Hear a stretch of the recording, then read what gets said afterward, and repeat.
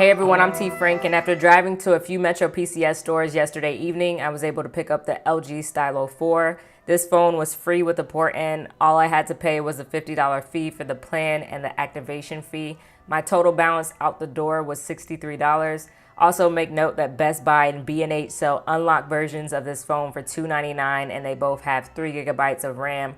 B&H does have no taxes outside of NY, so keep that in mind. Another thing worth mentioning is if you're just now considering picking this up, be aware that Boost Mobile is releasing the LG STYLO 4 Plus, and the Plus version is usually the better of the two.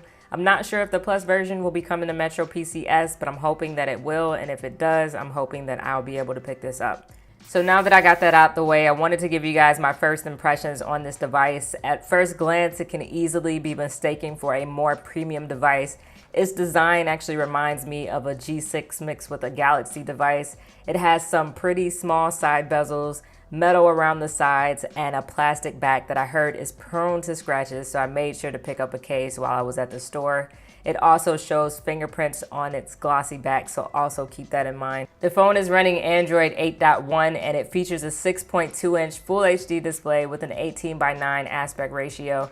This is actually my first phone with an 18:9 ratio, and so far I'm pretty pleased with it. The STYLO 4 comes with a few Metro apps and LG apps already installed. It is marketed as having 32 gigabytes of internal storage, but the system uses about 11.19 gigabytes, so you have about 20.81 gigabytes left, and I believe that it has an expandable storage of up to 2 terabytes.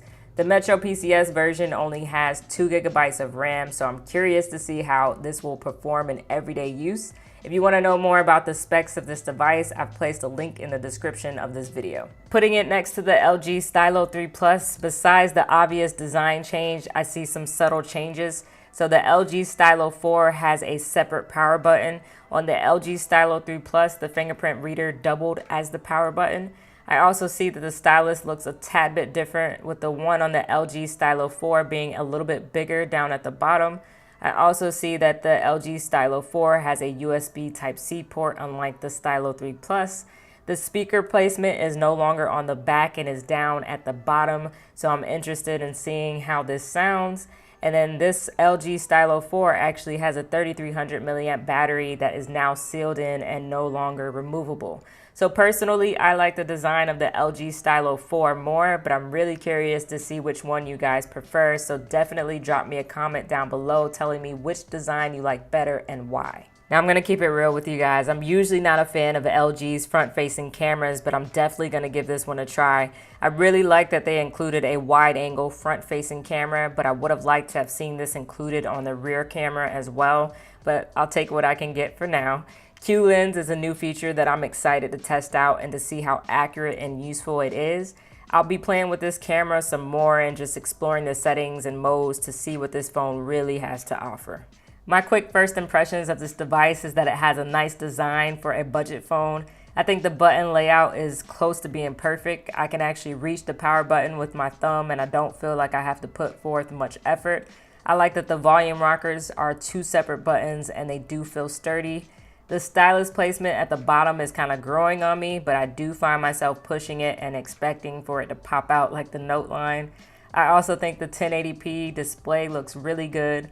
The phone feels a lot snappier than my LG STYLO 3 Plus, and I love that at this price point it still offers Wi-Fi calling, dual band Wi-Fi, and NFC. My only concerns so far are the 2 gigabytes of RAM, the non-removable battery, and the fact that its large size could be an issue for me. Let me know in the comment section what questions you guys have about this phone. If you pick one of these up, let me know your favorite and least favorite thing that you like about this phone. I'll have more coverage on the LG STYLO 4, so make sure you hit that sub button and turn on the notification bell. Thank you guys so much for taking the time to watch this video. I'm T Frank, and I'll catch you guys in my next video. Peace.